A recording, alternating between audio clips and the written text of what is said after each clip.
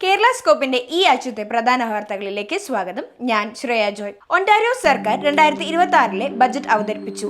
മൊത്തം $244 ബില്യൺ വകവരുത്തിയിട്ടുള്ള ബജറ്റിൽ $13.8 ബില്യൺ കമ്മിയാണ് രേഖപ്പെടുത്തിയിരിക്കുന്നത്. ആരോഗ്യ മേഖലയ്ക്കും അടിസ്ഥാന സൗകര്യ വികസനത്തിനും പ്രത്യേക ഊന്നൽ നൽകുന്നതാണ് ഈ വർഷത്തെ പ്രഖ്യാപനങ്ങൾ. ഭവന നിർമ്മാണ മേഖലയ്ക്ക് കരുത്തേകാൻ പുതിയ വീടുകൾ വാങ്ങുന്നവർക്കുള്ള HST ഒഴിവാക്കാൻ സർക്കാർ തീരുമാനിച്ചു. വർദ്ധിച്ചു വരുന്ന വീട് വിലയിൽ ബുദ്ധിമുട്ടുന്ന സാധാരണക്കാർക്ക് ഈ തീരുമാനം ആശ്വാസമേകുമെന്നാണ് വിലയിരുത്തപ്പെടുന്നത്. ഫിഫ വേൾഡ് കപ്പ് ആവേശത്തിലേക്ക് ടൊറന്റോ നീങ്ങുമ്പോൾ നഗരത്തിലെ പ്രധാന റോഡുകളിൽ ഗതാഗത നിയന്ത്രണം ഏർപ്പെടുത്തും. തിരക്ക് നിയന്ത്രിക്കുന്നതിനായി കൂടുതൽ പൊതുഗതാഗത സൗകര്യങ്ങൾ ഒരുക്കുമെന്ന് നഗരസഭാ അധികൃതർ അറിയിച്ചു. പ്രതിരോധ മേഖലയിൽ കാനഡ ഒരു സുപ്രധാന നാഴികക്കല്ല് പിന്നിട്ടു.